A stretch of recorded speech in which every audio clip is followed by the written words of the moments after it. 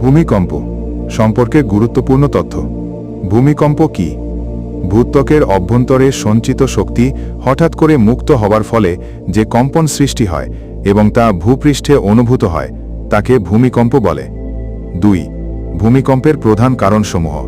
Tectonic প্লেটের সঞ্চালন প্রধান কারণ, যেখানে টেকটনিক প্লেটগুলোর সংঘর্ষ, বিচ্যুতি বা সঞ্চালনের ফলে চাপ সৃষ্টি হয়। আগ্নেয়গিরির অগ্ন্যুৎপাত আগ্নেয়গিরির বিস্ফোরণের সময় ভূগর্ভস্থ চাপের কারণে ভূমিকম্প হতে পারে।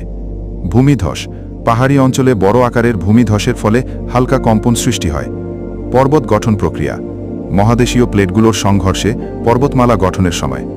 খনন বা বিস্ফোরণ মানুষের কার্যকলাপ যেমন গভীর খনি খনন বা পারমাণবিক বিস্ফোরণের কারণেও কম্পন অনুভূত হতে পারে।